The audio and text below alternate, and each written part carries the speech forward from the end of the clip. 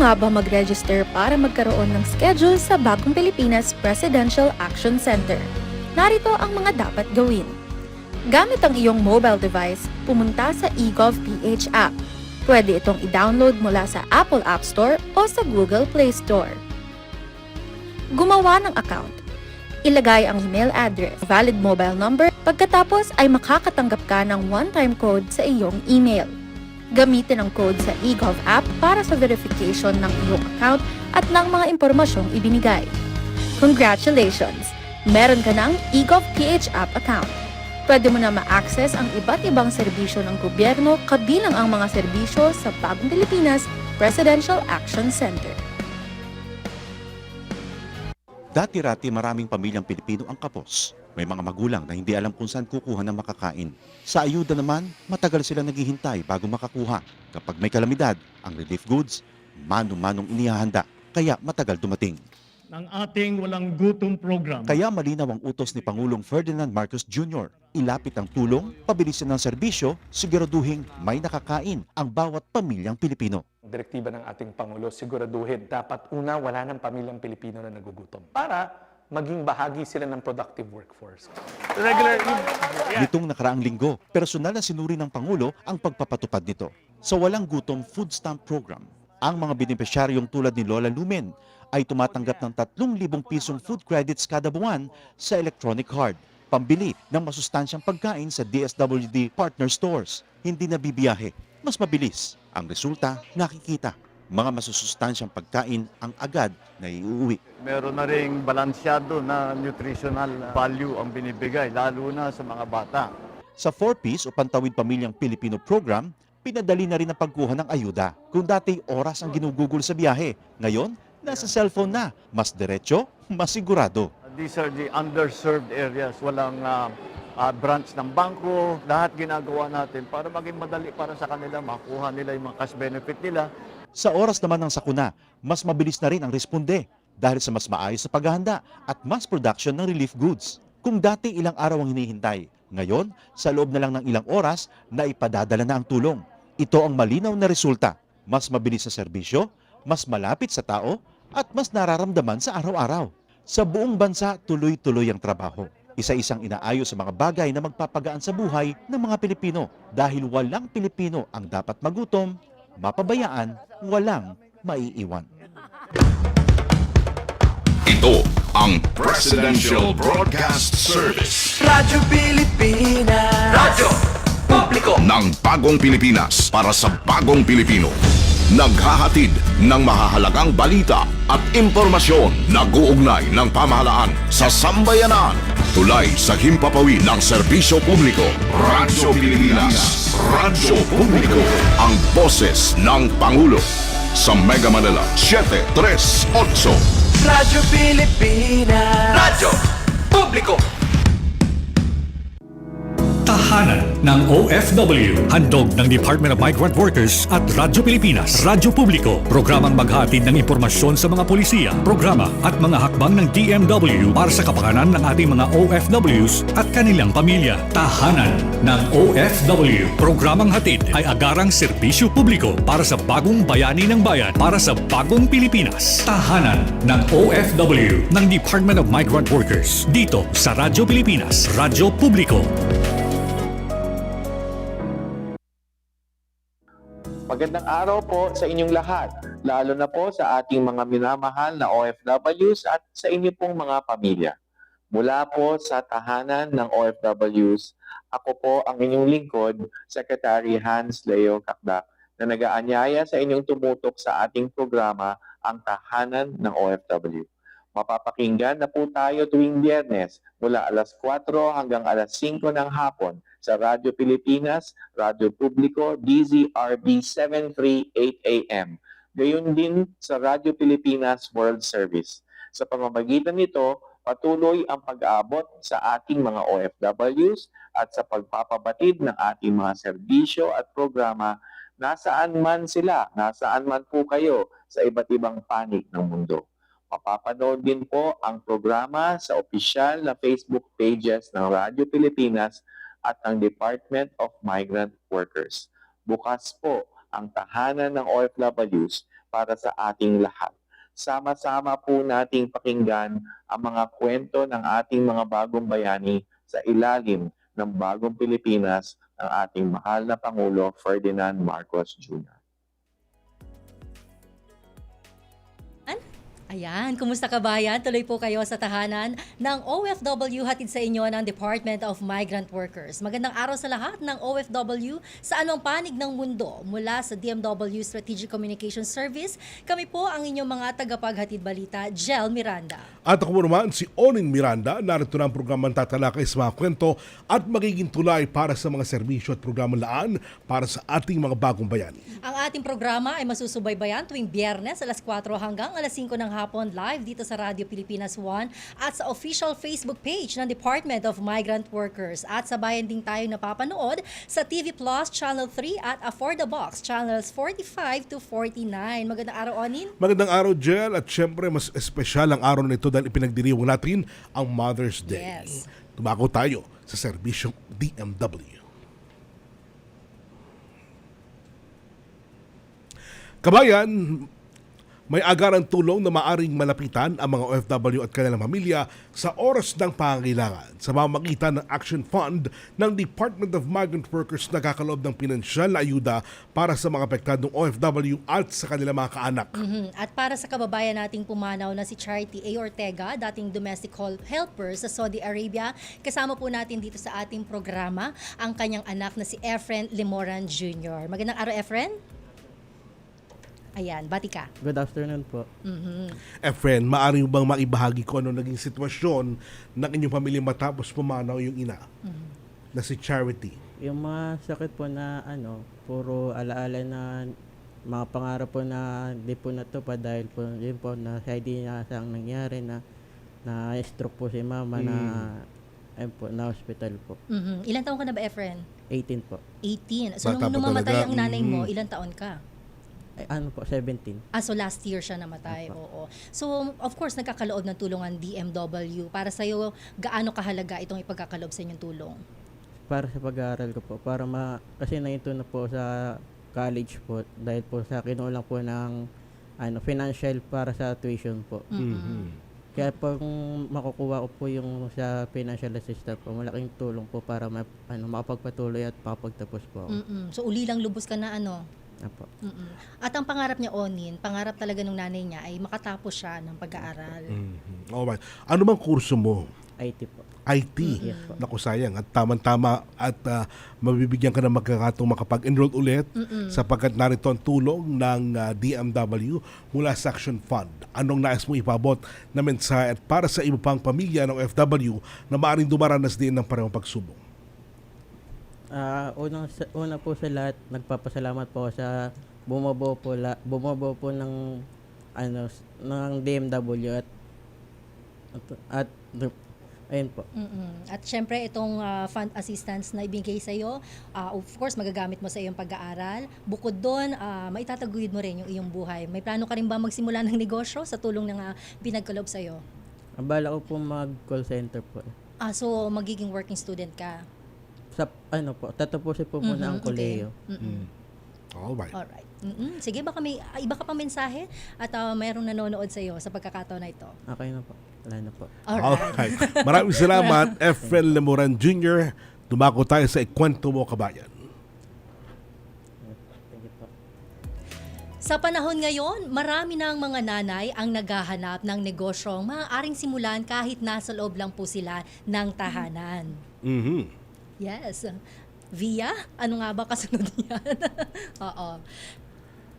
Isa sa mga nagpatunay na posibleng magtagumpay sa home-based business ay ang What's Your Flan International na nakilala dahil sa mga natatanging Leche Flan Creations. Of course. At sa pagkakataong ito, kasama po natin si Chef Princess San Diego, dating OFW at co-founder ng What's Your Flan International. Magandang araw, Chef. Magandang araw sa inyo, Miss Jed and Sir Oni. Paano ba, Miss Chef, paano nagsimula ang journey bilang entrepreneur? Paano buo ang konsepto ng What's Your Flan? Bago po ang What's Your Flan, meron akong 14 businesses before na hindi nag-work out. 14? 14. Yes. And then si What's Your Flan po, nagsimula kasi si What's Your Flan ng Vermont, November 2016. Actually, iba po yung talagang ibebenta ko noon. Pero nung chinek ko yung online, napakadami na. Dahil favorite ko yung leche flan. Nako. Walang Paborito siguro- rin yan. Paborito ng madami Paborito yan. natin lahat, Oo. yes. And uso po yung matcha noon. Naisipan ko na gumawa ng produkto. Pinagsama yung matcha flavor, leche flan. And I started What's Your Flan po ng 1,000 pesos capital. So, pinost ko lang po siya para lang ipakita na, may nagawa akong kakaiba. Pero yun po, maraming nag-inquire hanggang sa naging negosyo na po siya. Ayun. So, kilala kayo sa iba't ibang unique leche flan flavors. Yes po. Paano ba ibabahagi yung ilan sa mga best-selling at kakaibang varieties ng inyong produkto? Siyempre po, hindi mawawala yung mga local flavors natin. Ube, number Ube. 1. Keso, mangga. Meron kami yung buko munggo, leche flan. Oy, Sarap buko yan. munggo. Oo. Naalala ko yung ice buko nung araw na Yun po. yun ba ang pinanggalingan? Opo. Very Pinoy, di ba? Oo. Pero paano yung naisipan talaga na mag-jive dito sa different flavors na ito na talagang patok sa mga Pinoy? Yun po, kasi ang concept talaga, gusto ko na makilala kami bilang nagmo-modernize or innovate ng leche flan para mas kakaiba siya. Correct. So, bilang chef, yun po, nagamit ko po yung skills ko. I started po ng mga Filipino flavors muna na kilala ng Pilipino para hindi po mahirap ibenta din.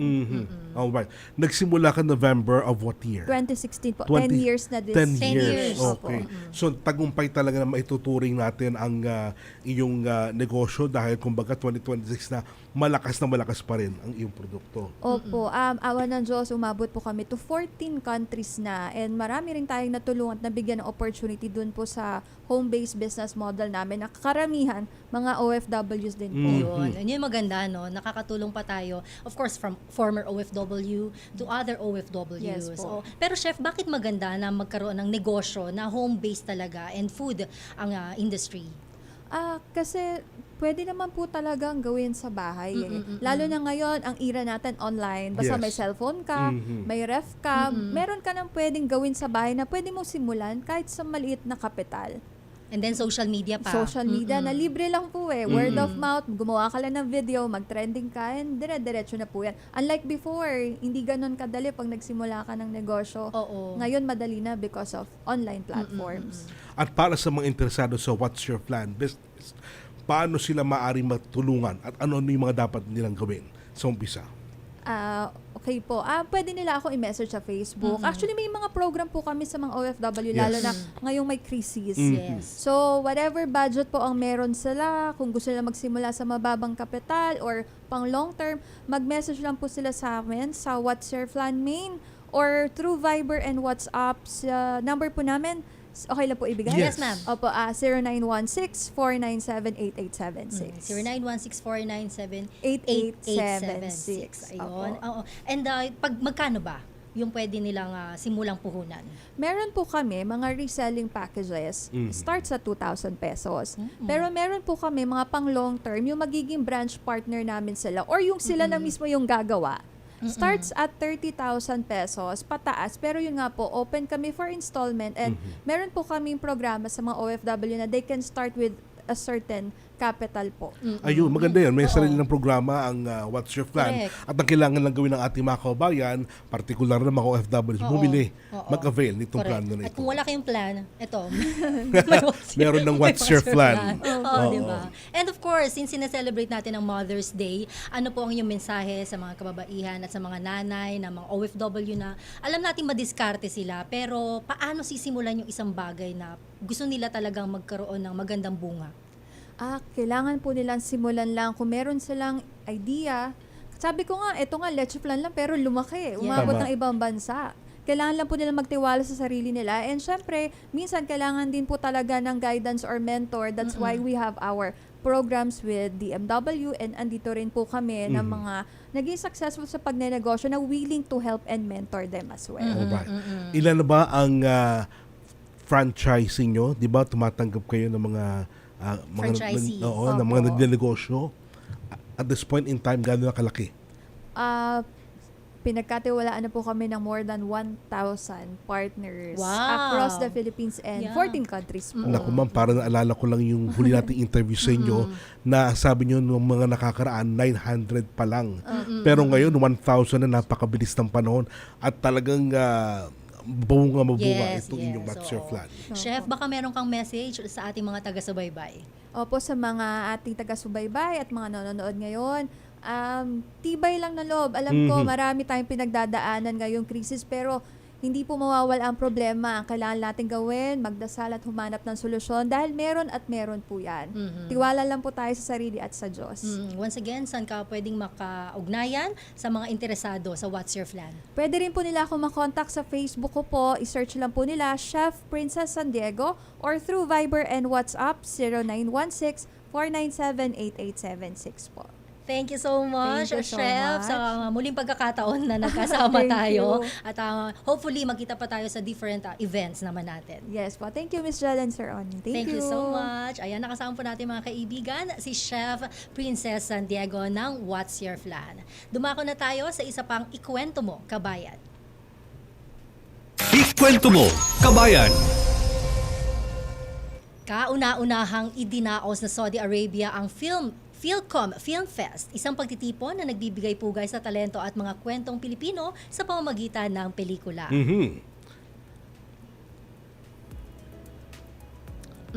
Alright, sige. Habang inaayos pa yung ating Isa sa mga tabok dito ang award-winning film na Leia. Leia. Itong Leia ang bagong bayani na tumatalakay sa sakripisyo, pagmamahal at paghihirap, pagpupugay natin ito sa ating mga magulang o mga nanay na OFW at makakapanayam natin maya-maya lang yung ating kababayan dyan sa Saudi Arabia na si Dave Chavez. Ayan. Alright, ready na? At na si Dave Chavez nandiyan sa linya natin. At yun na nga, isa sa mga tampok dito, yung award-winning film na Leia, ang bagong bayani na tumatalakay sa sakripisyo, pagmamahal at karatagan ng isang OFW o isang inang OFW para sa kanyang pamilya. Alright, makakakwentuhan natin ngayon si Dave Chavez, ang founder ng PhilCom Film Fest sa Saudi Arabia. Magandang araw, Dave.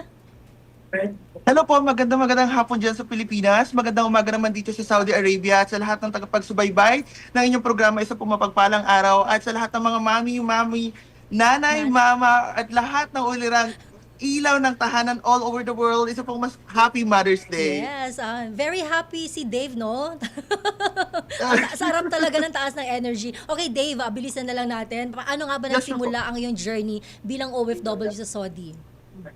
Okay, nag-Saudi po ako way back 2016. Isa po akong tagapunas ng lamesa sa isang restaurant dito. Tapos nagtuloy-tuloy po yung journey ko. Actually, wala po akong alam tungkol sa Filipino community or sa mga samahan ng mga OFW dito. Tapos nagkaroon po ng pandemic. Nagsara po yung restaurant na pinapasukan ko. Siguro naging way din ni Lord na ipapasok ako sa Filipino community para hindi ako masyadong ma-depress. Actually, ang Filipino community, maraming mga samahan dito. May mga sports, may pageantry, iba-ibang samahan na nakakatulong para kahit paano ay maiwasan ng mga OFW yung kanilang mga pagka-homesick or kung anumang pinagdaraanan nila. So, napasok ako pagkatapos ko maging waiter, tagapunas ng restaurant, napunta naman ako sa fashion industry. I'm working as a graphic artist. And ayun, nag-start ako bilang stand-up comedian. Naging kahit papaano is naging bukas ng Saudi Arabia sa mga ganong klase ng mga programa. Alright, pero bilang organizer ng kauna-unahang PhilCom Film Festival sa Saudi Arabia, ano ba yung naging inspirasyon mo para buuin ang proyekto ito? Ayan, so nasabi nyo nga po na ang PhilCom Film Festival ay kauna-unahan dito sa Saudi Arabia. Bali, aktibo na rin ako sa iba't ibang organisasyon dito sa Saudi Arabia, pero gusto kong bumuo ng isang programa na mas malilinang ang talento ng aking mga kapwa OFW, hindi lang sa pageantry, hindi lang sa mga sports, kundi meron akong mga kakilala mga videographers, and nakikita ko sila lagi sa event, behind the scene lang sila, pero naisip ko meron silang talento na pwede pang ilabas, at naniniwala ako na ang bawat OFW, lahat ng umaalis sa Pilipinas ay meron kanya-kanyang bit-bit na kwento, meron diyang gusto mag-move on, merong mga kwento, merong mga nag-OFW dahil gusto nilang maging makatulong sa kanilang pamilya. Meron ding mga nanay na handang magsakripisyo para sa kanilang anak. So naniniwala ako na yun nga, lahat ng OFW ay may iba't ibang kwento. Ang PhilCom Film Festival ay hindi lang kompetisyon, ito rin ay way para maipakita naming mga OFW kung ano yung mga stories namin. Pero ano yung challenge? Siyempre, hindi naman agad-agad talaga, di ba, positive tayo sa paggawa ng isang proyekto. And lalo itong mga involved doon sa film fest ay mga OFW na hindi naman talaga filmmaker, di ba? Okay, first and foremost po, just for the information of everyone, ginawa ko po ang Film Fest. Mag-isa lang po ako. Wala po akong kasamang miyembro, wala pang organizers, just me, myself alone. Binubuo ko lang yung konsepto, pero marami pong mga sponsors na bumaback up na sa akin. Nung nakita nila, ang pinaka-challenge is, nasa gitna kami ng paggawa ng film, gumigera po, kalagitnaan niya ng war dito sa Gulf countries sa Middle East. So sobrang hirap. At the same time, yung sabi nyo nga, hindi naman sila mga filmmakers. So ibig sabihin, meron po kaming kanya-kanyang mga trabaho na may mga trabaho kaming ginagampanan. So parang nagiging nagiging libangan. At the same time, sobrang hirap lang niya dahil unang-una dito sa Saudi marami pong restrictions. Tama. So kung makita niyo sa mga video, marami po diyang hindi talaga nila maibigay yung kanilang gustong ibigay dahil nga sa mga restrictions. At the same time, tumagal po ito, na-move namin ang na-move because of the gera and because of the schedule. Sobrang challenging niya, pero grabe yung naging resulta. Kahit mga malalaking brands nakasuporta sa amin. Even the Philippine Embassy supported this event. Kasi yun nga, ito yung pinaka-kauna-unahan and nakaka-inspired naman talaga yung event na to. Napakaganda at kauna-unahan mo nagawa yung pagkukwento, sa buhay ng pelikulang, yung mga pelikulang ganyan, di ba? Pero gaano kahalaga yung pelikula at storytelling sa pagpapakita ng tunay na buhay at karanasan ng mga OFW? Ang mga OFW kasi naniniwala ako na mga OFW ay mga sinungaling pagdating sa pamilya nila. Sinungaling in a way na sasabihin nila na, we're okay here. Tama. Pero sa totoo, grabe yung tinatago nila. Kung makikita niyo sa pelikula ng Leia, which is the grand winner, tinatago niya lahat ng sakit, lahat ng literal na pananakit. Tinatago niya yun, sinasabi niya okay lang lahat para mag-sacrifice for the future ng kanyang mga anak. And naniniwala ako na yung Leia na yan is hindi lang Leia. Napakaraming Leia dito sa Saudi Arabia. Napakaraming ina, napakaraming ulirang ina, nagtitiis, nagsasakripisyo para sa kanilang anak. And so the film festival, it's not just a competition. Actually, our theme is celebrating talent and Filipino stories. And I believe that hindi lang sa Saudi Arabia, bagkus sa buong mundo na merong OFW, meron silang kanya-kanyang kwento, iba't ibang kwento na pwede naming ipapanood sa mga kapwa namin OFW. And it will inspire more. Itong Leia, feeling ko hindi lang namin na ilathala ang buhay ng isang OFW ina, kundi nagbigay din kami ng inspirasyon sa napakaraming OFW. Pero Dave, ilan ba yung entries dito sa Film Fest? Okay, officially the entries are 8, but because of what happening nga sa Gulf country, hanggang nahirapan na kaming bumuo, naging 4 na lang po sila dun sa final. So, we have 4 entries, which is Pats, ang Bagong Bayani, Leia, meron kami hanggang sa Magsawa in Philcom Showbiz. But next year, we are aiming for bigger. And ayun, nakipag-coordinate na rin ako sa mga sinihan dito. Mapapalabas rin namin sa sinihan next year. And mas malaki pa yung plano namin. Kasi nung binuko tong film festival, hindi naman ako nag-expect na kahit itong nangyayari ngayon, itong interview na to, wala to sa inisip namin. Like, i-survive lang natin itong show, itong event na to, tapos na yun. But there are a lot of recognitions ngayon natatanggap namin. And so, yeah, we're planning for more better and bigger film fest next year. Wow, yun ang maganda, no? Di ba, meron na tayong mga partners kasi obviously nakita natin yung tagumpay. And personally kami, kung bakit nandito ka sa pagkakataon na ito, dahil nakita rin namin na napakaganda nitong proyekto na ito, why not ipaalam pa natin sa mas nakararami na meron pong ganitong platform. Of course, sabi mo nga, nagsimula kang mag-isa ka lang and hopefully meron ka ng bigger team since gusto mo pa ng mas malaki by next year. Yeah, actually last night I had a first meeting with the officers of the Best Production. So that's the name of the organization that I have. So meron po akong 4 na kasama, si Ma'am Joanna, Sir Richard, si Harley, and si Sir Danny. Kasi bukod po dito, bumubuo pa rin kami ng iba't ibang mga events. And this year, I will have the Little Miss something na pageant for kids naman na ipapadala namin sa China. But still, itong film festival ang isa sa magiging legacy namin. Gusto ko kapag umalis na ako sa Saudi or nag-for good na kami, isa ito sa maalala at ipagpapatuloy ng mga OFW sa mga susunod pang henerasyon. Parang ano mo na to, 'di ba? Legacy, ika nga. Pero ang plano mo ba, Dave, magstay pa sa Saudi? Gaano katagal? Sa totoo lang po, wala pa akong planong umuwi ng Pilipinas. Nag-enjoy pa ako ngayon sa Saudi Arabia. Nagbigay ito at nagbukas ng napakaraming oportunidad sa akin. Kaya naman nandito pa rin ako. Hindi lang sa akin, sa mga kasamahan ko rin sa napakarami pang OFW. But still, sabi nga sa kanta ni Gary V. Bayon, yung babalik at babalik ka rin. Correct. Pilipinas yung aking bansa. Gusto ko sana kantahin pero wag Yes. Pero Dave, ano ba ang plano mo para sa mga susunod pang panahon dyan sa Saudi Arabia? Meron pa bang mga pelikula ang mapapanood? Ibang tema, ika nga. Yes po, so yun po next year dahil mas marami po yung naging interesado ngayon right after the celebration of the first Philcom Film Festival. Mas maraming taong lumalapit sa akin na gusto nilang sumali. So sabi ko nga mas palalakihin ko ang connection namin, mas pagagandahin namin yung programas, mas papadamihin ko pa yung platform kung saan makakaabot pa to sa napakaraming OFW. So that's our plan next year. Alam ko mas marami pang pelikula ang sasali, mas marami pang kwento ang maibabahagi ng aking mga kapwa OFW. Paano yan? Focus ka na ba dito sa production or sa events? I have my day job din po. Still, I have my day job. At nagagawa ko pa rin naman lahat-lahat ng aking trabaho at ang aking mga ganap sa buhay. So, ayun, just time management. And yeah, that's Sanay the naman life tayo here. mga Pilipino dyan, di ba? May mga multitasking, kayang-kaya natin yan. Alright, Dave, baka meron ka pang gustong batiin at ano ang mensahe mo para sa lahat ng ating mga kababayan sa iba't ibang panig ng mundo, and I'm sure marami kang kababayan dyan na nakatutok sa'yo ngayon.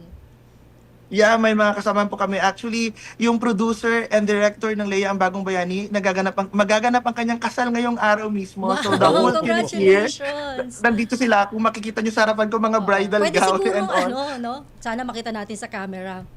Anyways, go on.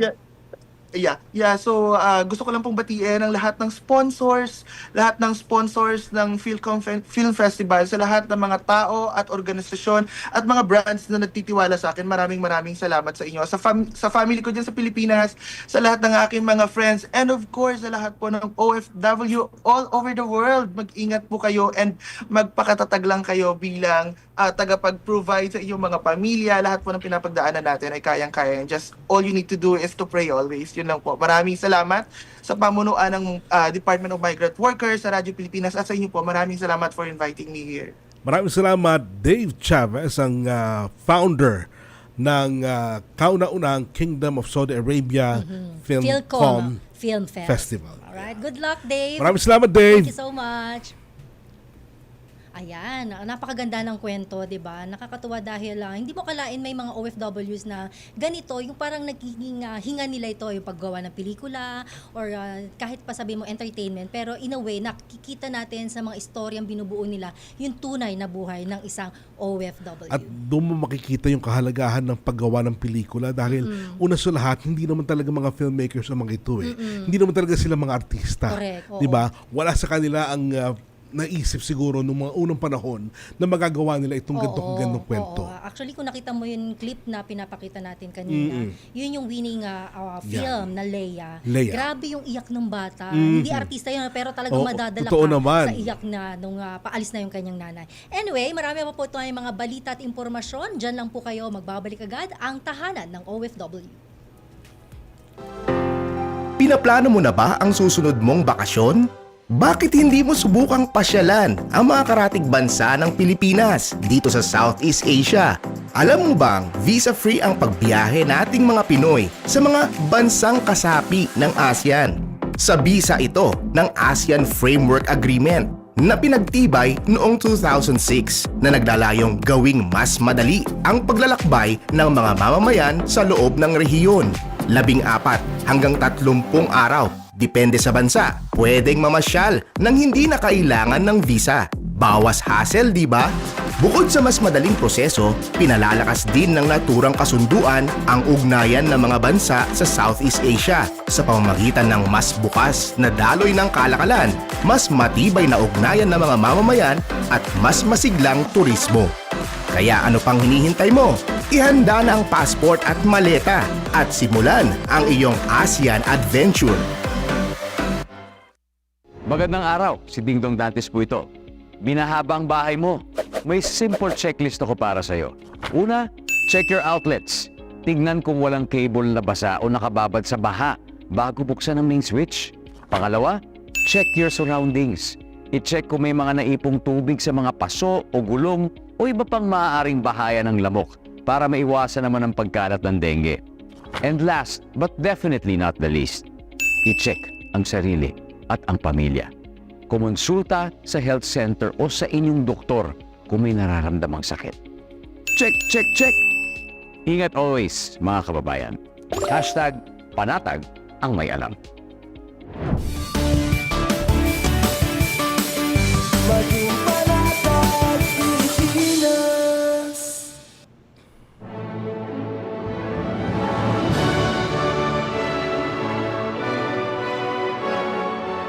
Sa ASEAN, ikaw ay secured. Dahil sa tatlong haligi na pinapanatili ang kapayapaan at ugnayan sa rehiyon at kapitbahay nating mga bansa, nagtutulungan ang bawat kasapi sa ASEAN sa pagbabantay ng karagatan at pagharap sa sakuna. Sa pagkakaisang ito, mas nagiging matatag ang pagkakaibigan ng mga bansa at napapanatili ang kapayapaan lalo na sa West Philippine Sea na madalas may tensyon at pangamba. Sa pamamagitan ng mga pulong tulad ng ASEAN Regional Forum o ARF at ASEAN Defense Ministers Meeting o ADMM, mas tumitibay ang usapin sa seguridad, napapalakas ang depensa ng bansa laban sa panlabas na panganib at problema. Malaking tulong sa Pilipinas ang pagiging kasapi ng ASEAN para sa ating ekonomiya. Dahil sa mas bukas na kalakalan, mas madaming paraan upang kumita. Sa ilalim ng ASEAN Free Trade Area o AFTA, mas madali ang bentahan at palitan ng mga produkto tungo sa maayos na hanap buhay at kaunlaran ng ating bansa. Hindi lang sa kalakalan, dumadami rin ang puhunan at tumitibay ang tiwala ng mga dayuhang mamumuhunan dahil sa matatag na ugnayan at samahan.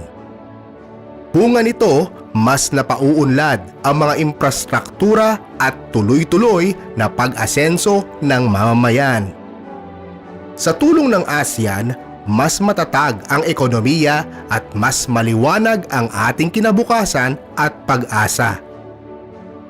Malaking tulong din ang mga scholarship at training ng ASEAN handog sa ating kabataang Pilipino. Nagbibigay ito ng bagong kaalaman at karanasang tunay na panalo. Sa programang ito, mas lumalawak ang kanilang kaalaman at pangarap para sa bansa. Nauhubog ang mga kabataang magiging leader na may malasakit sa rehiyon at kapwa. Mas nakikilala rin ng mga Pilipino ang kultura, wika at tradisyon ng ating mga karatig bansa. At sa pagkakaunawa, mas tumitibay ang pagkakaibigan at pagkakaisa sa buong ASEAN at Asia. Radyo Pilipinas is on Viber.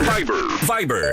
One tap and swipe. Nandyan na lahat. Receive credible news and information. Pati mga trending topics at videos. Sure na meron dito niyan. Stay on track with Radyo Pilipinas on Viber. Pick up real news. Catch the latest and biggest stories. Search Radyo Pilipinas on Viber and hop in to our community. Time to celebrate kulturang Pinoy. Tradisyon, musika, sining, literatura at iba pa. Anything and everything fun and Filipino. Ito ang Pinoy Kultura. Isa sa mga napakagandang alaala nung bata pa ako was visiting Luneta, running around the well-manicured park, staring up at the Rizal Monument, wondering sino kaya siya at bakit may memorial siya.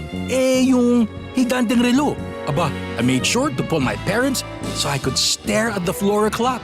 I couldn't even read the time then pero tuwang-tuwa pa din ako. At eto ang mas nakakatuwa sa Luneta, we didn't really need money to enjoy the park. It was for free. Namamasyal pa sa Luneta nang walang ang Pinoy kultura because our culture is cool.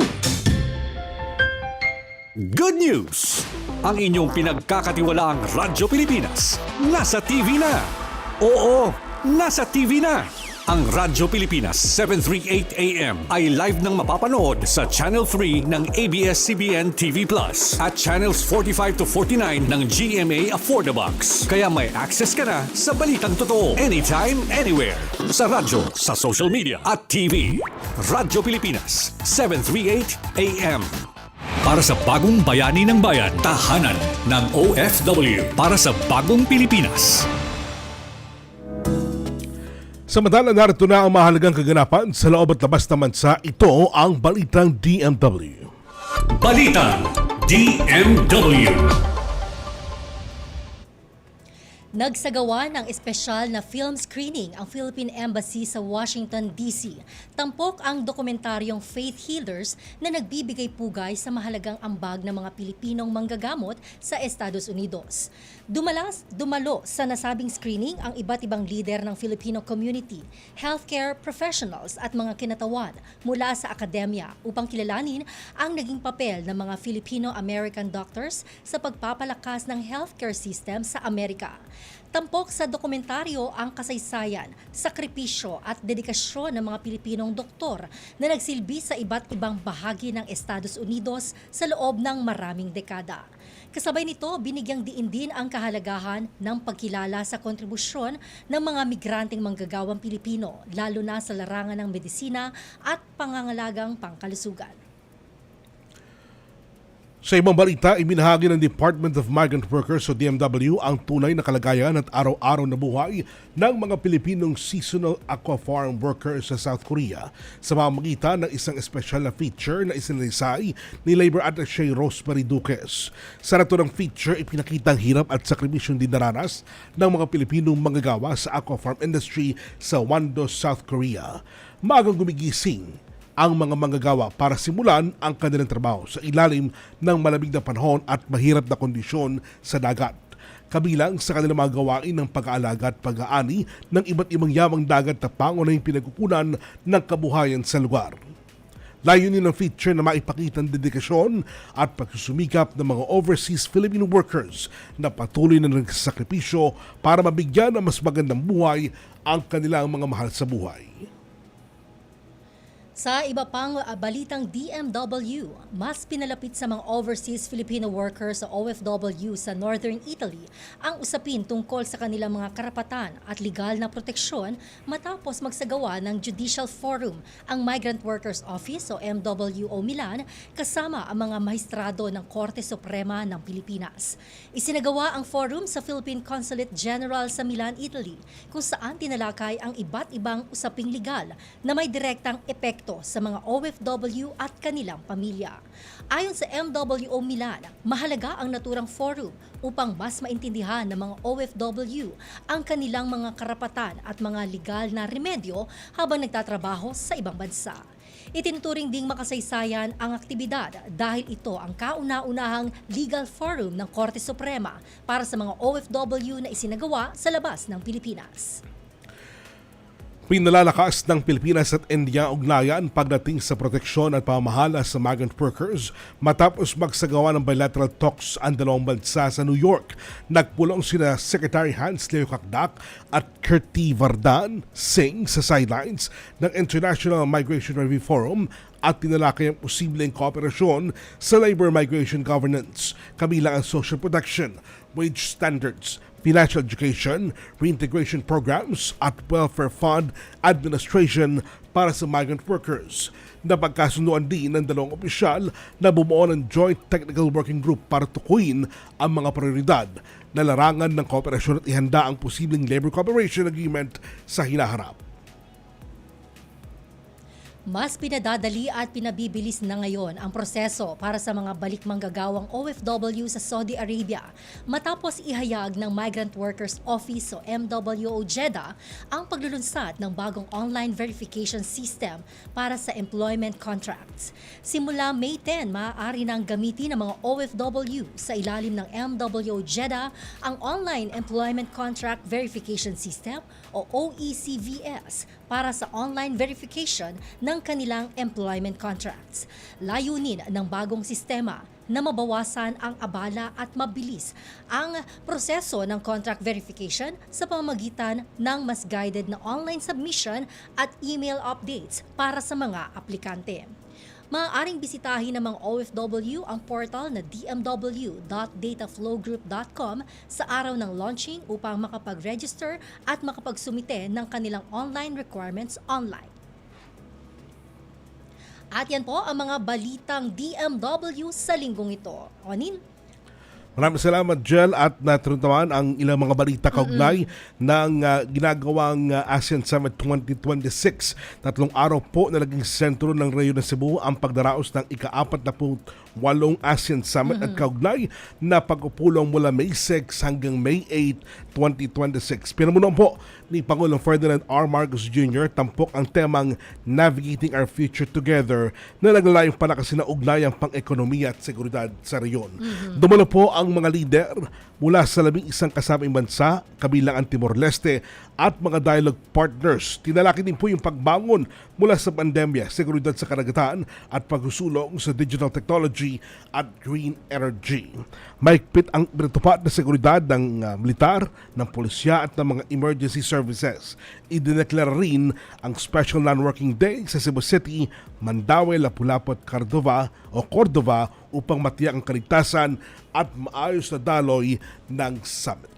At nakakatuwa dahil na nandito sa ating bansa isinasagawa ngayon ng ASEAN at inaabangan ito ng ating mga kababayan, of course, unang-una na tayo mga Pilipino and yung mga katuwang nating mga bansa dyan mismo sa ASEAN. At napakalaga ng pinag-uusapan dyan at tinatalakay sapagkat ibig sabihin ay lahat tayo ay aware sa mga nagaganap sa ating paligid at lahat tayo kumikilos para maisayos anumang mga problemang nalilikha ng mga ganyang usapin. Halimbawa dyan yung pagbangon mula sa pandemya, yung seguridad sa karagatan at pagsulong sa digital technology at green energy. Oo, 'di ba? Nakakatuwa din yung topic, 'di ba? Yung tema ngayon ay navigating our future together, tama ba? O, tama.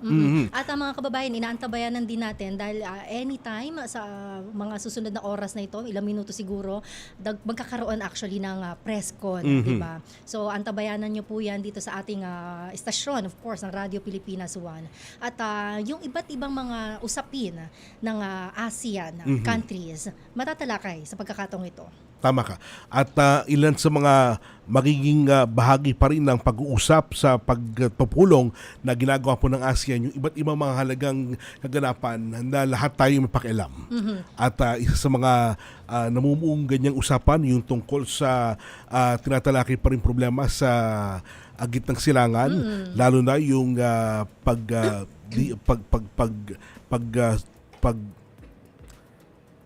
ano yun?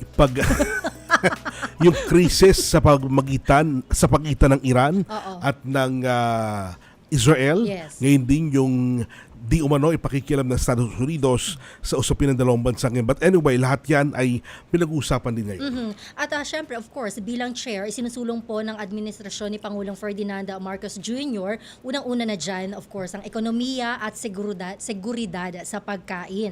Ang kapayapaan, at syempre, ang ating karapatan at kalayaan, kasama na dito yung enerhiya at proteksyon sa mga mamamayan. Hindi ba? Alright. Okay. Meron pa? Ang ating repatriation pala, Onin, tuloy-tuloy pa rin. Yes. And ang balita natin, tama ba? Until May or siguro mga June na lang ay yung ating pag-repatriate. Kung tama po ako, no, doon sa ating mga kababayang OFW na naipit na nga dyan sa gitnang silangan dala po ng gera sa pagitan ng Iran at ng Estados Unidos. And of course, tuloy-tuloy pa rin po ang mga programa ng Department of Migrant Workers sa ating mga kababayan. Hindi lamang po yung mga kababayan nating naipit dyan sa gitnang silangan. At kung meron pa kayong mga iba pang inquiries doon sa iba pa mga proyekto natin, ay andyan po ang official website and email, social media accounts ng ating departamento. Ayan, isa po yan sa mga dahilan kung bakit tayo ay parang naging kakaiba yung ating pagtatangha sa araw na ito ng tahanan ng OFW sa pagdiantabayanan natin yung magaganap sa Cebu at yan po ibabalita po natin sa ating pong oras para nang sa ganoon malaman natin ang mga pinakuling kaganapan dyan po sa bahagi ng Cebu kaugnay pa rin ng isinasagawang ASEAN Summit. Pero bakit nga ba mahalaga na tayo yung mangunguna o tayo mag-host ng ASEAN Summit? Syempre, tayo ang host ng ASEAN Summit. Maraming mga bagay na pinag-uusapan dito at lahat tayo may pakialam. At tama-tama ng pag-uusapan yan dito, lahat tayo ay kumbaga ay merong masasabi pa rin sa mga nagaganap sa ating paligid. And I'm sure nandyan din yung iba't ibang mga ahensya ng ating pamahalaan para maipakita din yung ating mga programa pa rin sa iba't ibang ahensya ng ating gobyerno. At yung pagkakataon ito, sabi nga natin, di ba, maganda para sa ating bansa na maipakita yung kultura ng ating kababayan, of course, ang kulturang Pilipino. Ayan.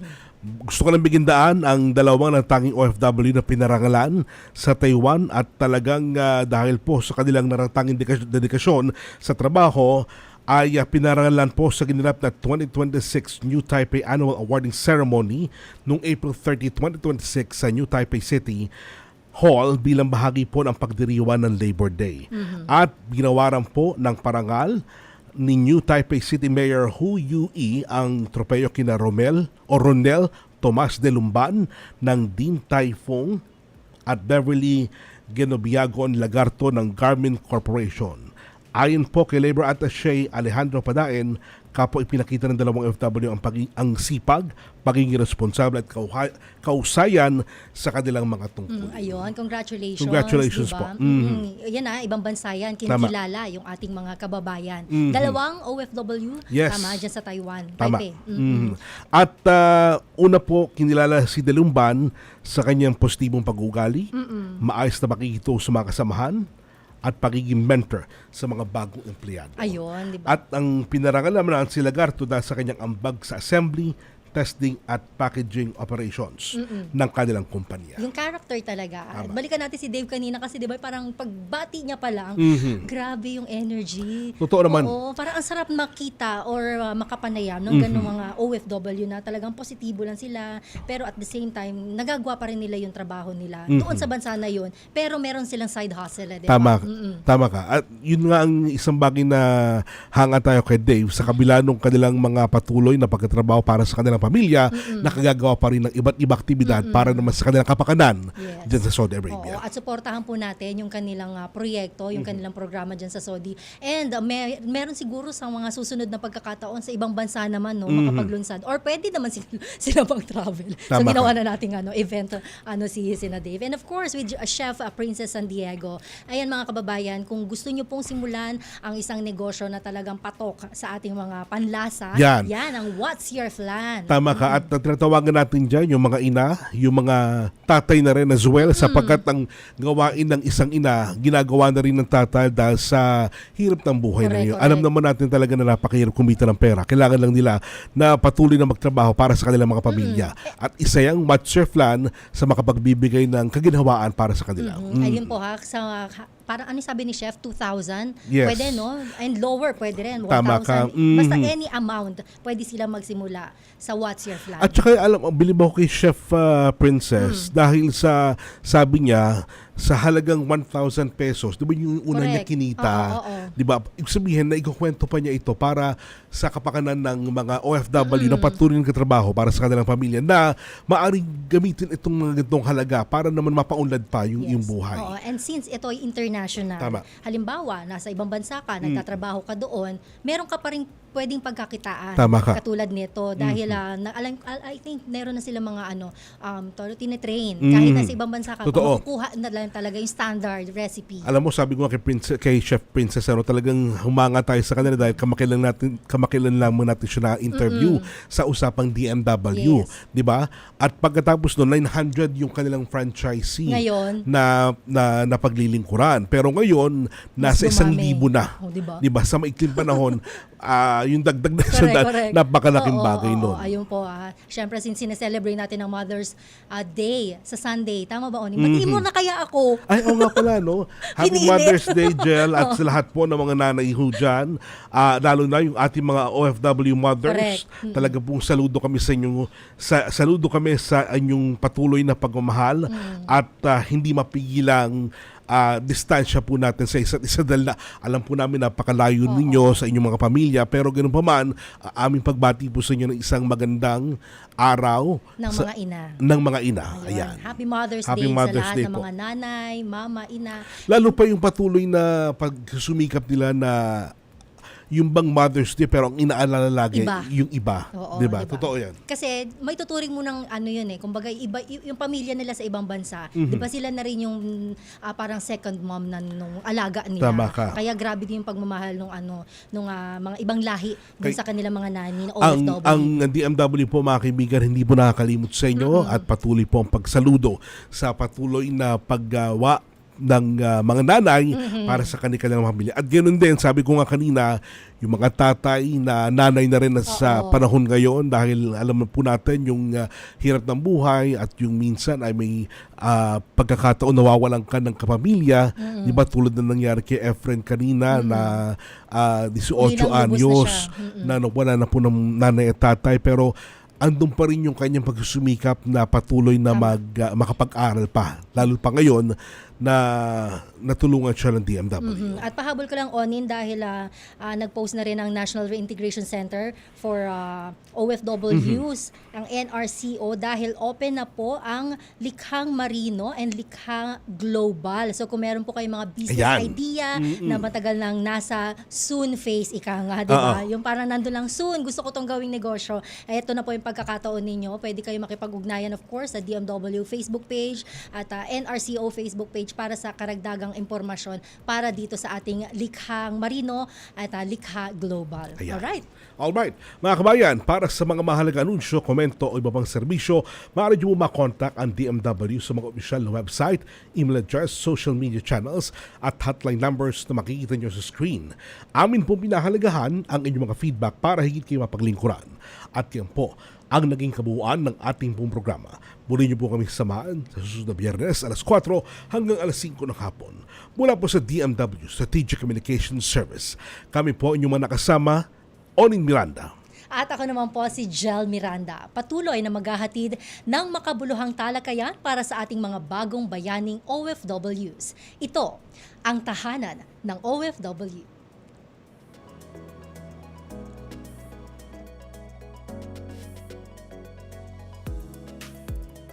This is a public service announcement. Discipline is the key. Umiwas sa aksidente sa daan. Ang pagmamaneho ay may kaakibat na responsibilidad. Hindi basta mapaandar lang ang sasakyan. Kilatisin ang sarili, ang kahandaan sa manibela. Siguruhing inyong konsentrasyon ay hindi magagambala. Importante rin na ating laging isipin, init ng ulo ay huwag pairalin. Bagkus, kaligtasan ng lahat ang siyang dapat unahin. Isang mahalagang paalala mula sa Presidential Broadcast Service at Radyo Pilipinas, Radyo Publiko, 738. This is a public service announcement. Public service announcement from PBS, Presidential Broadcast Service at Radyo Pilipinas, Radyo Publiko, 738. We know you're always on the go. Pero ang mahuli sa balita is always a big no-no. Kaya Radyo Pilipinas is here to keep you updated. Reliable news delivered to you as it happens. Para sure na wala kang mamimiss. Bookmark our website at www.radiopilipinas.ph. Follow us on Twitter at Radyo Pilipinas 1 and like us on Facebook at www.facebook.com/Radyo Pilipinas 1. Together, let's dismiss disinformation. Radyo Pilipinas, 738 AM. Oras sa buong Pilipinas. 6 na minuto bago ang alas 5 ng hapon. Mula sa pinakamalawak